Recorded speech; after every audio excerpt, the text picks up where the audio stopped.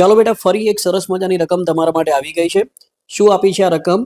કે 2 અંકની સૌથી મોટી અવિભાજ્ય સંખ્યા ખાલી જગ્યા છે. હવે તમને બધાને ખબર હશે કે અવિભાજ્ય સંખ્યા એટલે કોને કહેવાય? કે જે સંખ્યાને એક અને પોતાના સિવાય અન્ય કોઈ પણ સંખ્યા વડે આપણે નિશેષ ભાગી શકતા નથી.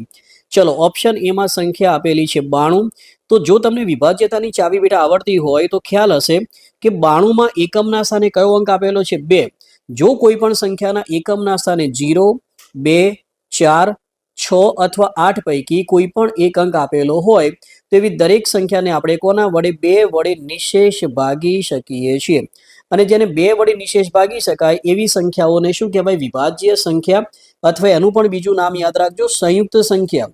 વિભાજ્ય સંખ્યાને બીજા કયા નામથી ઓળખવામાં આવે છે? તો સંયુક્ત સંખ્યા તરીકે પણ ઓળખવામાં આવે છે. એટલે ઓપ્શન એ માં જે 92 છે એ તો વિભાજ્ય સંખ્યા થઈ ગઈ. ઓપ્શન એ માં જે ઓપ્શન ડી માં જે 98 છે એમાં પણ એકમના સ્થાને 8 હોવાથી એ પણ કેવી કહેવાય? તો વિભાજ્ય સંખ્યા છે. હવે વાત કરીએ ઓપ્શન બી અને ઓપ્શન સી.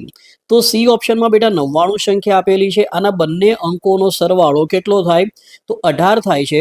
અને જે સંખ્યાના અંકોનો સરવાળો 3 ના ગુણકમાં થતો હોય એવી દરેક સંખ્યા કોના વડે? તો 3 વડે વિભાજ્ય છે. એટલે આ સંખ્યા 3 વડે પણ વિભાજ્ય છે અને સાથે સાથે 18 જે છે એ કોના ગુણકમાં આવે છે? 9 ના ગુણકમાં પણ આવે છે. તો આને 9 વડે પણ નિશેષ ભાગી શકાય છે. એટલે 99 પણ કેવી સંખ્યા છે? સંયુક્ત અથવા તો વિભાજ્ય. તો તમારો સવાલ હતો કે 2 અંકની સૌથી મોટી અવિભાજ્ય સંખ્યા, તો એ કોણ થશે બેટા? 97 થશે. આશા રાખું છું તમને બધાને આ પ્રશ્નના જવાબમાં ખ્યાલ આવી ગયો હશે. તો કેટલાક પ્રશ્નો તમારા માટે, આનો જવાબ મને કોમેન્ટમાં આપજો. પહેલો પ્રશ્ન કે સૌથી નાની એકી અવિભાજ્ય સંખ્યા કઈ? સૌથી નાની એકી અથવા તો વિષમ અવિભાજ્ય અથવા તો મૂળ સંખ્યા કઈ છે? એક આનો જવાબ બધાએ મને કોમેન્ટમાં આપવાનો છે. અને બીજો એક સવાલ કે એકમાત્ર બેકી અવિભાજ્ય સંખ્યા કઈ છે? એકમાત્ર બેકી અવિભાજ્ય સંખ્યા કઈ?